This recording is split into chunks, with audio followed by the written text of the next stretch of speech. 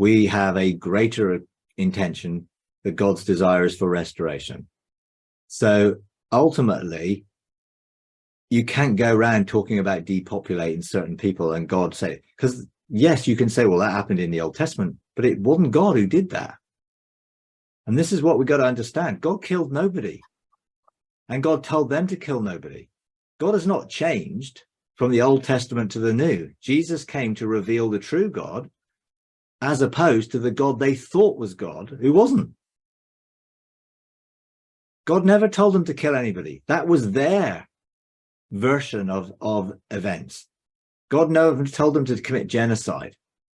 So literally what that argument is then, well, it's okay to commit genocide against the people who want to commit genocide. It isn't. We can't operate in the same spirit as those who are operating in that stuff, because then we're just like them. We operate in the opposite spirit. What did Jesus say? An eye for an eye and a tooth for a tooth? No. Love your enemies and pray for them. He's not rescinded that. He's not gone back to an eye for an eye and a tooth for a tooth. Well, now these people are sort of at a stage where we need to get rid of them. Totally inconsistent with the message that Jesus brought. It's like we shouldn't be reading the Old Testament to try and get an understanding of God, because it was a Jewish God that the Old Testament referred to. Jesus is the seed of Abraham, and all the families of the earth will be blessed through the seed of Abraham, Jesus. Let's not go back and start looking at the Jewish version of God and thinking that that's okay, because we need a bit of that version now, because we need to get rid of a few people. God didn't like that. He was never like that. That was their version of him. And he wasn't like it at all. Therefore, Jesus had to come to actually demonstrate what God was truly like. And Jesus made it very clear. If you see me, you've seen the Father.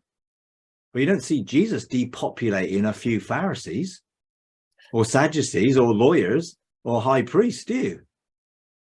He still wanted to gather them like hen gathers her chicks under the winds. They wouldn't. It was they who refused to come to Jesus. Jesus never rejected any of them. He challenged them and he called them out for what they were doing in leading people astray. And he called them out for following the traditions of men rather than God. So he didn't just idly just let them carry on, but his motive in doing it was still love. And he still wanted them to come to him. He still said, come and follow me. They're the ones who chose not to, and, for me, looking back into the Old Testament, which is a book written to a different religion, is not the answer. When you need something done, you look at what Jesus said, love one another as I've loved you. Love will change the world, not depopulating it in a Christian sense of removing those people we don't like.